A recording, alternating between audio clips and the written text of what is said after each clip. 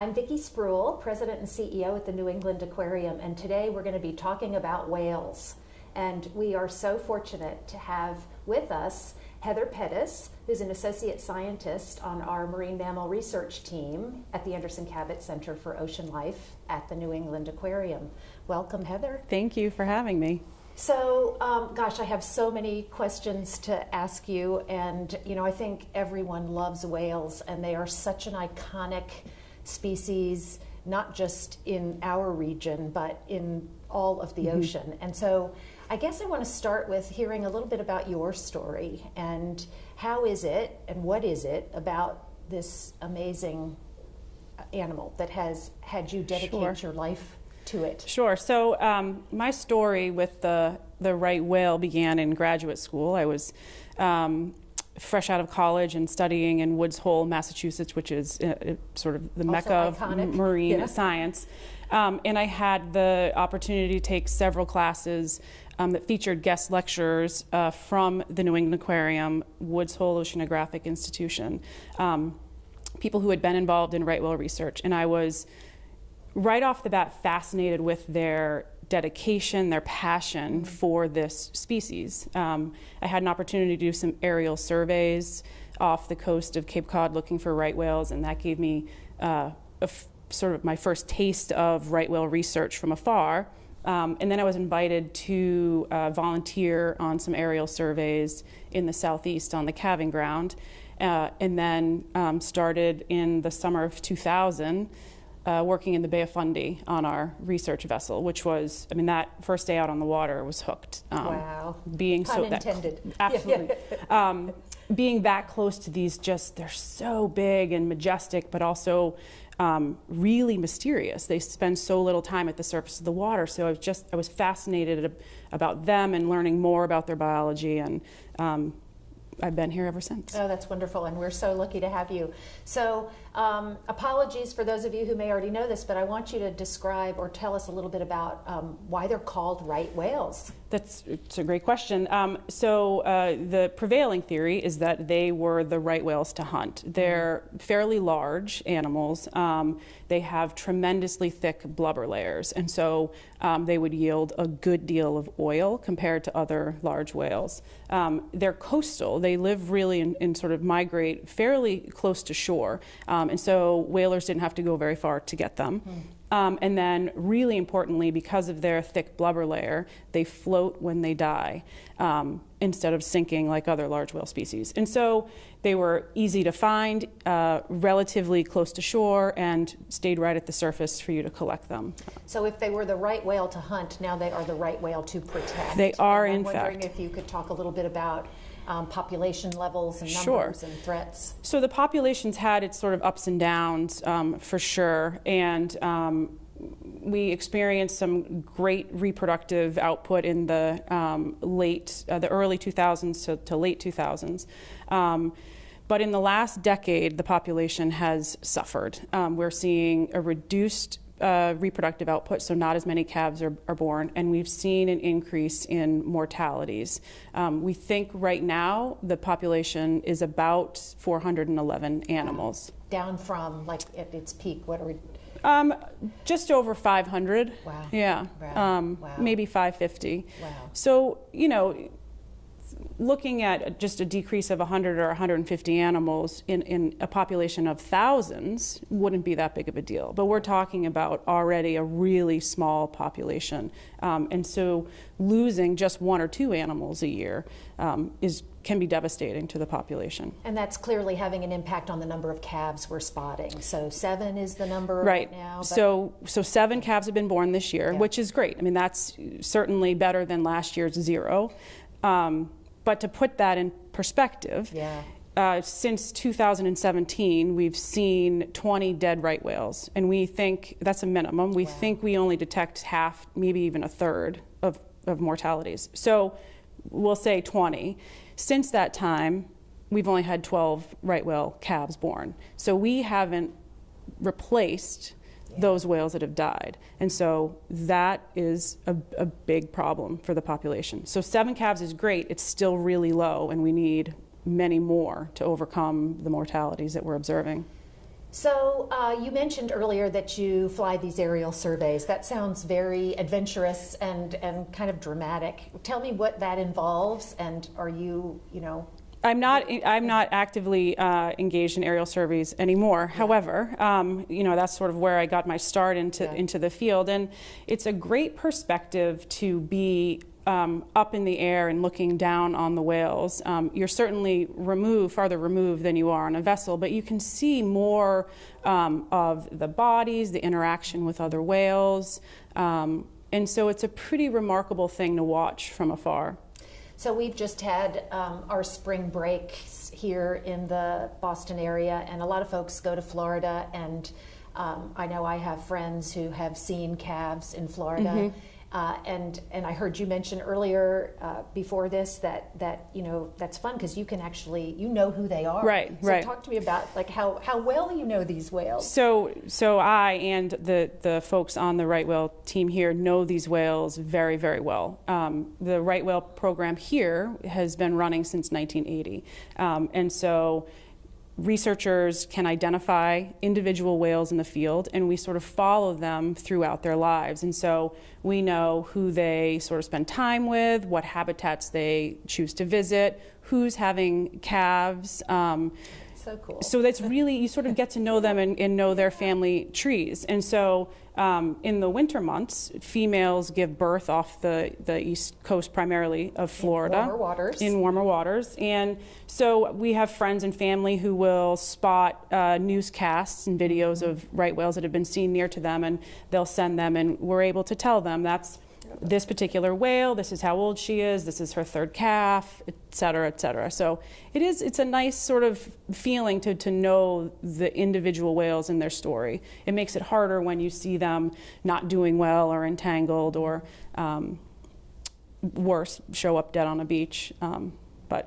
So you mentioned entanglement. I'd love to hear you describe a little bit more about the specific threats facing the right whale. So the two primary threats to the population are entanglements in fishing gear, which is sort of the biggest threat right now, and collisions with ships.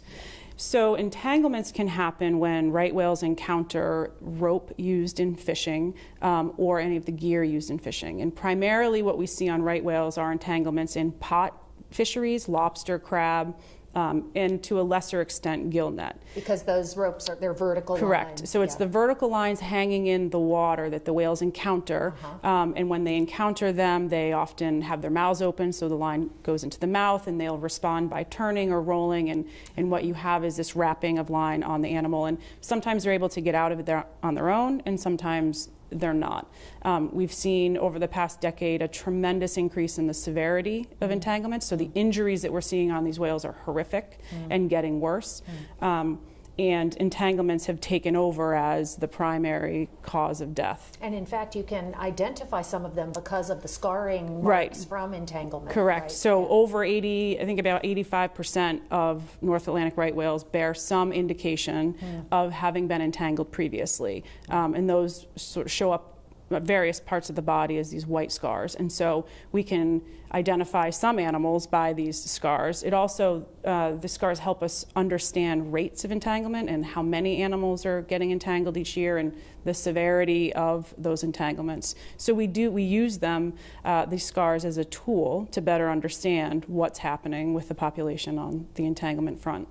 So let's stick with entanglement just a couple more seconds. So what are some of the things we're working on or you're working on the solution side of this problem? So we are, this a big focus on our team now is not only reducing the risk of getting entangled, but also reducing the severity of a resulting entanglement. And so we have colleagues who are testing reduced breaking strength rope. And so the idea there is that the line that's vertical in the water is weak enough that it can be fished and it's safe to fish. But if a whale encounters that line, it's more apt to be able to break out of it and Smart not. solution. Right.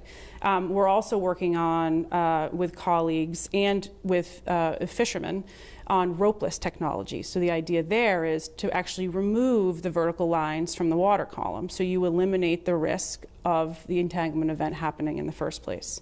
And so there's several different technologies that are being developed and tested. We're working with engineers, other science groups, and also fishermen to get that gear in the water, those technologies in the water, to test them and move that technology forward.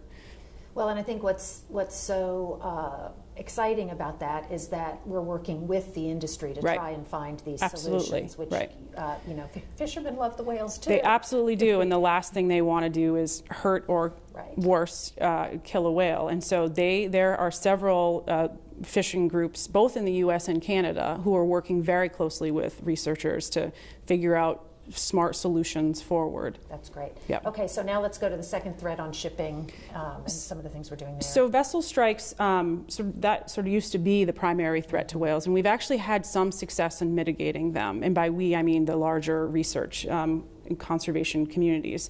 So we know that slowing vessels down reduces the risk of encounter. And so there are several areas in both the U.S. and in Canada, where vessels, during times right whales are present, vessels are required to slow down. And so that reduces the risk of hitting a whale. We've also worked with industry to shift shipping lanes out of high concentration areas. And so just by little tweaks, just a mile or two, you reduce the probability of encountering not just right whales, but other large whales, and reduce the risk of vessel strike.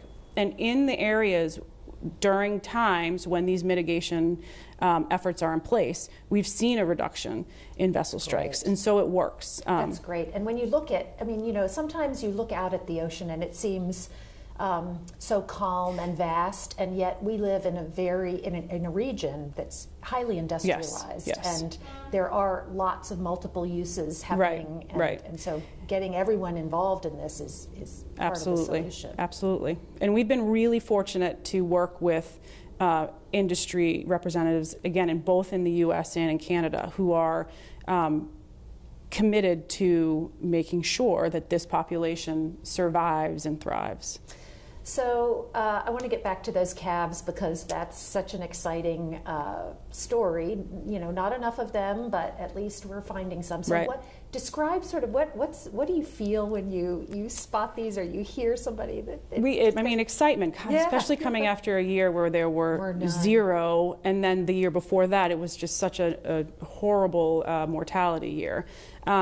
It's exciting, you know, and you know, we get anxious to see who is it, and this year we have a first-time mom, which we haven't had since I think 2016. So that's really exciting, and they're fun to watch, just like any a puppy or a kitten. They're sort of odd looking, and they can be a little playful, and it's just fun to watch, and it's exciting to see a new animal brought into the population. So another threat that we're learning more about recently is noise, and how noise is impacting that relationship between the mother and the calf. I'm wondering if you could describe that. So that's certainly a threat that we are concerned with, and certainly concerned about the potential for added noise. You don't think about noise under the ocean. You don't. And the noise is already a pretty noisy place. Coming from industry and... Industry, passing vessels, offshore activities, new explorations, emerging industries. So it's already a pretty noisy place, and we know that whales have had to compensate for that increase in noise. And it's, adding additional noise to their habitats, specifically right whales, is of concern for moms and calves trying to communicate. They are typically very quiet and communicate within very close range. And echolocate. I mean, they make noises among themselves. Yep, they don't echolocate, but they do make vocalizations. Got it. Yep, got it. Yeah, and so, introducing additional noise is concerning. Literally affecting their ability to communicate, maybe to find food, to find mates.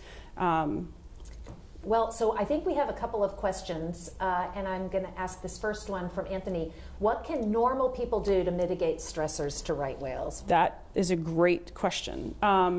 So there's lots of things that people can do. I think one of the most important is understanding the problems facing and the stressors that are facing this population. Understanding and communicating those and educating others is really important. So the theory being that the more we understand and the more that people know, the more we'll be willing to take action. Right. Yeah. You care for what you see or you know. Yeah. And so understanding that this is happening and these whales are sort of in our proverbial backyard is the first step.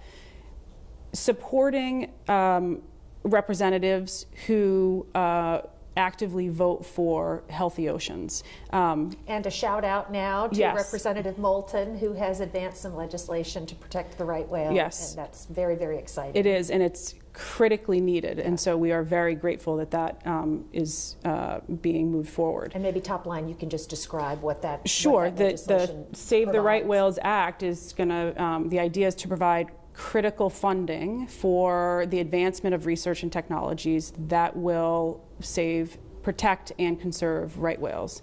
And so it's a good one. So tracking what your elected officials are doing around these issues is another very important way to get involved. And I think being overall good stewards of the ocean. You know, we don't know what impacts plastics have on right whales in particular, but we do know that there are impacts on the ocean environment. And so thinking about one's own use of single-use plastics and things that they can do to be better stewards for the ocean environment. And to make sure that it's as healthy an ocean as we can make it for the right whales. Absolutely. Okay, another question. With such a small population, is genetic diversity an issue? That's all. It's a great question. So the right whale population certainly has low genetic diversity, but we don't actually know what impact, if any, that is having. There are certainly other wild populations with low genetic diversity that do just fine. And so we have colleagues at other institutions who study very closely the genetics and look at that question and that issue. So that's sort of one of the research questions that's sort of remaining out there as an unknown. So as you have gotten to know these whales and this rather finite population of whales over the decades, actually, that you've been studying them, do you have favorites? Everybody has a favorite. I've had a couple.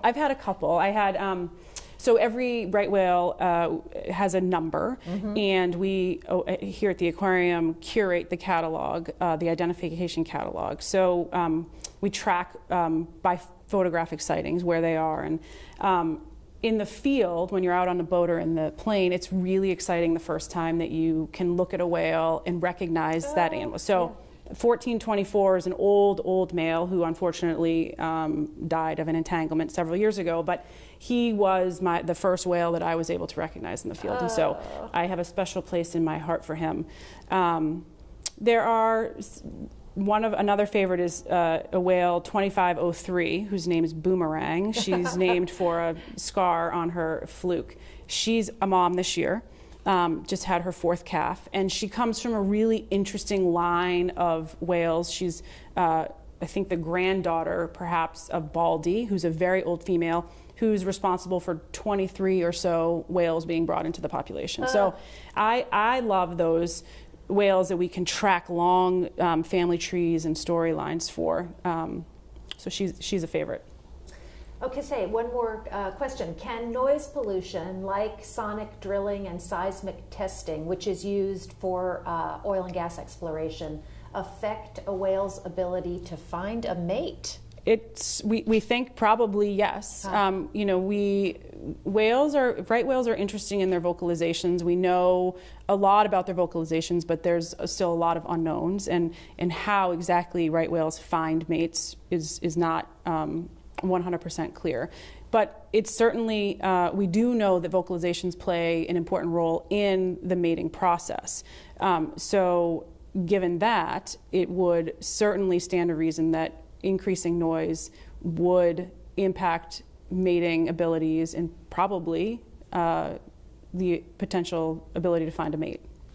So I'd be remiss if I didn't say something about climate change and the impacts of climate Yes. change on these magnificent creatures. And we know that as waters are warming and the Gulf of Maine is warming faster than some bodies of water, that food sources are shifting. So how is that impacting the population? So we definitely see this impact on right whales. So as a result of these warming waters, their prey resource, really small size of grain of rice copepods, have shifted their distribution.